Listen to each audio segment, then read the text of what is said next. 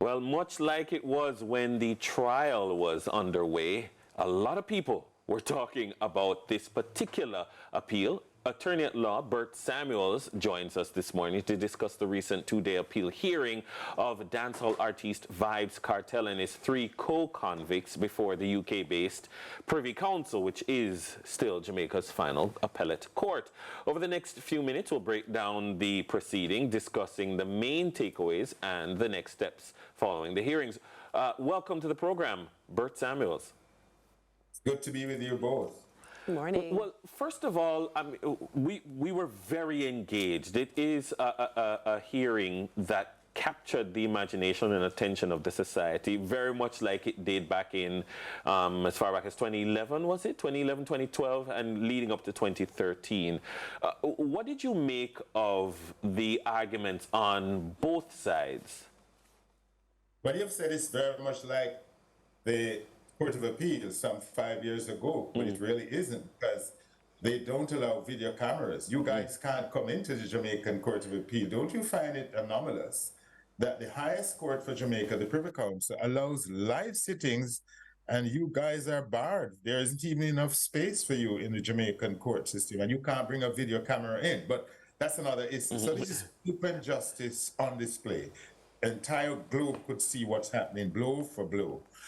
And what the main takeaway was the grounds. There were three very important grounds of appeal. Firstly, that the state entered into into Kartel's phone without permission and without following due process, and in breach of the constitutional rights of Mr. Adidja Palmer.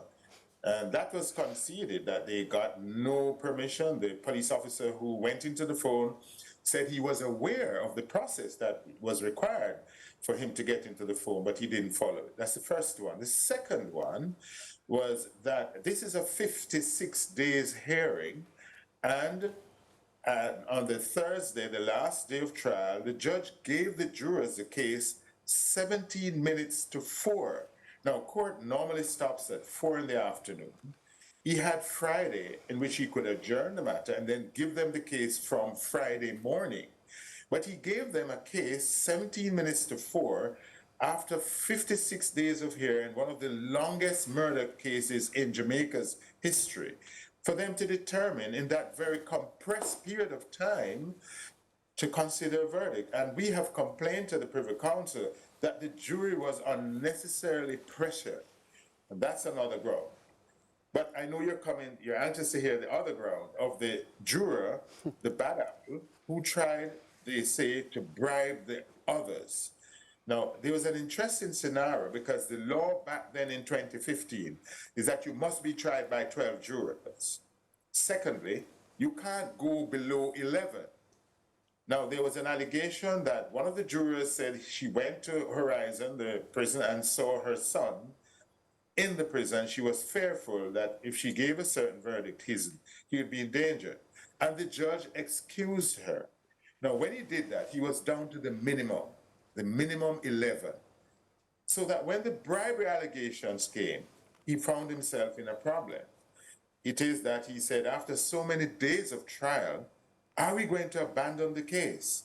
And he chose to prefer expediency over clear law, which is, if there's a bad apple, you have to discharge the entire jury. Because the jurors, the foreman, complained in the presence of the DPP that he had been trying to bribe them for a long time now, whilst they were sitting. And that's the main and strongest ground of appeal, that eventually they were not tried by an independent and impartial tribunal, which is required by law. I know it's a mouthful, but that's a summary. Given the issues found with the jury in particular, speak to us a bit on how this will impact going forward, the appeal in general, and even just how we look at cases in Jamaica going forward. A good question. So that when you go to the Privy Council, you have to go with questions which are permitted to go with to the Privy Council. So the Jamaican Court of Appeal certifies the questions that they would like the Privy Council to deal with. And one of the certified questions was, how should a judge who has is managing a jury when there's an allegation of bribery. So going forward, this case sets a precedent as to how judges in Jamaica should deal with complaints of impropriety on the part of either a jury en bloc or a juror in particular. And that's going forward that we'll have, when the judgment comes, we will get clear understandings as to the final Court of Appeals directions on how that should be handled. Now, question you ask is, going forward, if that is so, what are the likely results? Well, this is it. The court has about 4 options, the Privy Council. It may firstly say that although this was a problem, we think the evidence was strong and therefore the appeal will not be allowed and the men will continue to serve their sentence. Option 1. Option 2 is that they will say that something went wrong, but they are prepared to say the matter should now be remitted to the Jamaican Court of Appeals, send it back to Jamaica, and it has happened several times. They send the case back to Jamaica to decide whether there should be a retrial or the men should be freed. So the case would come back to Jamaica for another set of trials and hearings. And the other position could be, it is so bad, the juror, they didn't get a fair trial. They've been in custody for 13 years. They have to pay new lawyers to represent them. The 13 years represents at least a third of some of the sentences. And the interest of justice will order that they be acquitted and go home. So it can be one of 3. Based on the quality of the arguments that have been made, that you've seen, based on some of the questions that the law lords were asking, where do you see it looking like in terms of those 4 options? Okay, no, you're asking the wrong person because I'm clothed with bias. They're my clients. I know. I'm not asking where you want it to go. I'm asking, on the balance of everything that we've seen, we're even trying to read the facial expressions of the DPP and Isaac Buchanan and so forth and so on. What does it look like is the most probable course of outcome? Well, I'm looking at it in this way. They were deeply disturbed about the juror continuing to serve. They were deeply concerned about that.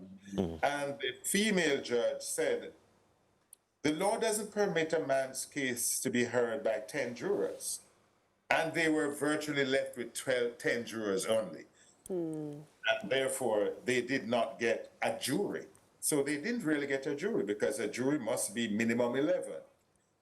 So that is how I'm looking at it, that it will be, if you ask me what may happen as opposed to what I want to happen, I could answer both. If what may happen is they may remit it down here for the Jamaican Court of Appeal to determine whether they'll be free or they will be retried.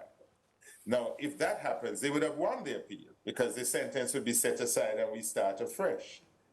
What we are looking at is, and wanting, is there to be a full acquittal, because when you go to look for these accused who have spent 13 years in custody, some of them, their children haven't been around them for so many years. It looks particularly unfair after the trauma of trial, Jamaican Court of Appeal, Privy Council, that it looks pretty unfair for them to continue with this conviction over their heads.